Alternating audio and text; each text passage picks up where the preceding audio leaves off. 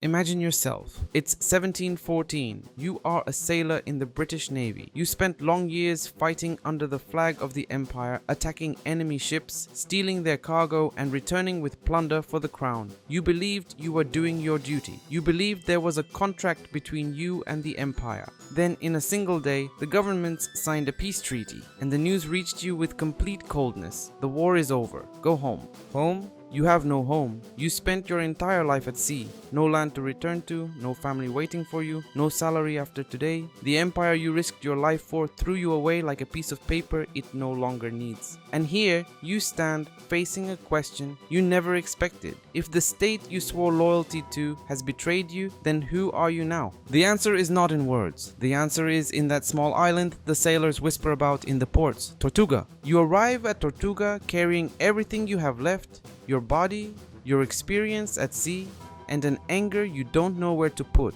The smell hits you the moment you step off the ship. Rum, salt, burning wood, and something else you cannot name. Maybe it is the smell of freedom, or maybe the smell of despair. In Tortuga, the two look very much alike. The taverns are filled with men who look exactly like you. Former sailors, discharged soldiers, escaped slaves. The system threw all of them here, and all of them found in the sea what they could not find on land. Then the offer comes, a seat on a pirate ship. And before you say yes, they place a paper in front of you, a document signed by every member of the crew. You read it slowly. A fair division of plunder, compensation for the wounded, losing an eye is worth 100 pieces of silver, a leg 400, the right to vote on the ship's decisions. And if the captain does not satisfy you, you vote to remove him. You pause for a moment and think.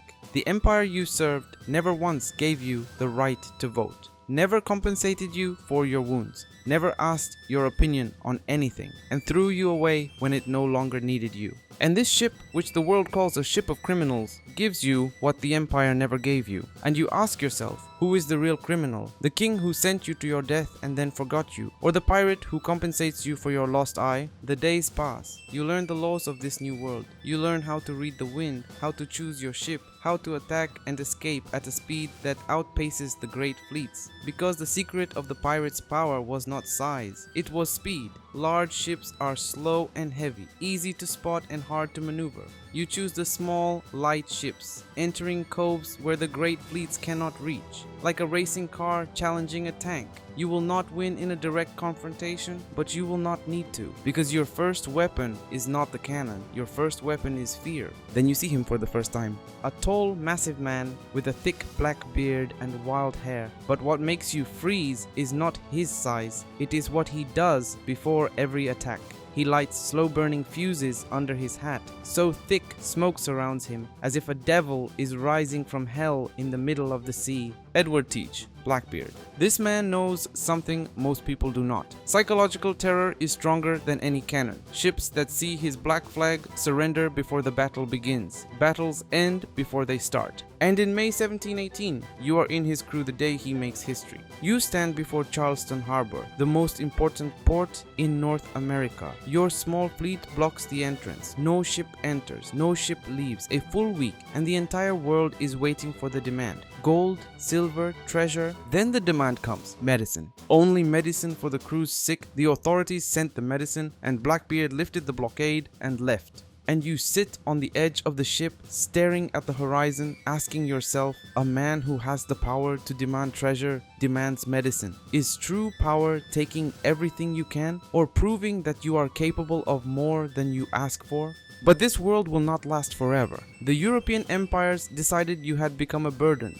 Organized trade matters more than chaotic freedom. Rewards are announced for your heads. Gallows rise in the major ports. Bartholomew Roberts, who seized more than 400 ships, was killed, and most of his men were hanged in front of the people. The message is clear. The age of pirates is over. But the strange thing you did not expect, at the very same time governments were executing you, people were turning your stories into legends, stories of Blackbeard and Anne Bonny, who fought until the end when all the men had surrendered, traveled from port to port, because people saw in you what they themselves wanted to see. Rebels against a corrupt system, men who chose freedom over surrender. And in 2008, the world woke up to news. Somali pirates in small boats intercepted a Saudi oil tanker carrying 2 million barrels and demanded $25 million in ransom. Piracy did not die. It only changed its weapons. Instead of black flags, radars, and satellite phones, instead of swords, Kalashnikovs, and bazookas. But the core did not change. People on the margins who see the sea as a livelihood and the law as distant, so they make their own laws. And you now, as this world turns around you, ask yourself one final question. Is piracy a crime? Or is it simply the name the powerful give to everyone who refuses their rules? Perhaps because from legends we choose what appeals to us, and from the truth we choose nothing at all.